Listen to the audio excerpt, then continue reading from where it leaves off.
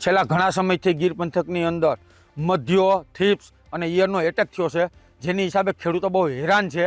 જે અત્યારે પાક સંપૂર્ણ રીતે તૈયાર થઈ અને ઊભો રહ્યો છે, એમાં અત્યારે એટેક થયો છે, જેની હિસાબે કેરીમાં મોટી નુકસાની થાય છે. દવાનો છંટકાવ કરવો પડે છે. રોજના ખેડૂતને 30 વીઘા જમીનની અંદર 40,000નો ખર્ચો છે, પણ તંત્રને કે બાગાયત ઓફિસને કાંઈ દેખાતું નથી. અને ખેડૂતો આના હિસાબે બગીચા કાપવા માટે અત્યારે નિર્ભર બન્યા છે અને ખેડૂતો બગીચા કાપવા લાગ્યા છે. તો મારી સરકારશ્રી પાસે વિનંતી છે કે કેસર કેરીને પાક વીમામાં સમાવેશ કરવામાં આવે અને એને પૂરી સહકાર અને સહયોગ આપવામાં આવે, જેથી કરીને ખેડૂતો નુકસાનીમાં ન જાય એવું તંત્રને હું ધ્યાન દોરવા માગું છું. મારી પાસે 30 વીઘાનો બગીચો છે કેસર કેરીનો. એ બગીચામાં જે દૂનું આવરણ થયું છે તે દૂનું અમે 5 થી 7 દિવસે દવા છાંટવી પડે છે. એટલો બધો રોગ આવે છે, મધ્યો છે, થ્રીપ્સ છે, ઈયળ છે, કે તમે એની વાત જવા દો. ગમે એટલી દવા છાંટીએ તોય કંટ્રોલ થતો નથી. હવામાનના હિસાબે એટલું બધું હવામાન ક્યારેક ગરમ થઈ જાય છે, ક્યારેક ઠંડુ પડી જાય ને, તો હવામાનના હિસાબે કોઈ કંટ્રોલ થતો નથી રોગ.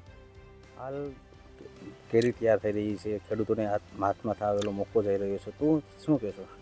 કેરી તૈયાર થઈ ગયેલી છે, એની ઉપર મધ્યો બેસે છે તો કેરીને એકદમ કાળી કરી નાખે છે. કેરી કાળી થઈ જાય એટલે બજારની અંદર એના પૈસા આવતા નથી. એકદમ કાળી થઈ જાય એટલે હળી જાય છે. લોકોને અમે બજારમાં મૂકીએ તો એનો કાંઈ ભાવ આવે નહીં ને કેરી બગડી જાય છે બહુ.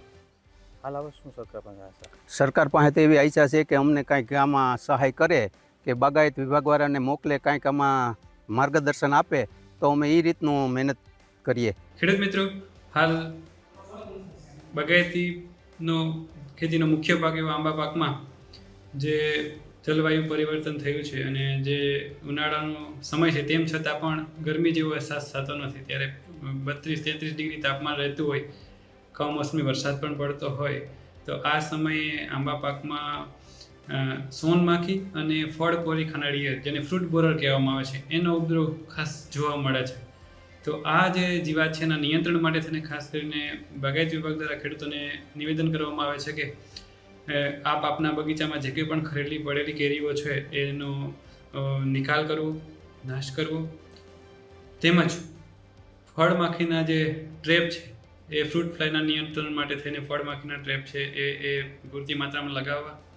ઈયળ છે, ફ્રૂટ બોરર જેને કહીએ છીએ, ફળ કોરી ખાનાર ઈયળ છે, એ જ્યાં 2 કેરીઓ ભેગી હોય ત્યાં વધારે પ્રમાણમાં જોવા મળે, અંદરથી ઉકેરા કાઢે છે. તો આ જે ઈયળ છે એ ફ્રૂટ બોરરના નિયંત્રણ માટે થઈને એમામેક્ટિન બેન્ઝોએટ છે, અથવા તો એઝાડિરેક્ટિન છે, નીમ ઓઇલ કહીએ છીએ એ, અથવા તો સાયપરમેથ્રિન છે, અથવા તો લેમ્ડાસાયલોથ્રિન છે, એવી ઈયળનાશક દવાઓનો છંટકાવ કરી અને આનું યોગ્ય નિયંત્રણ કરવું જોઈએ. અને બગીચામાં છે એ સાફ સફાઈ ખાસ રાખવી, જેથી કરીને આવી જીવાતોનો ઉપદ્રવ વધે નહીં.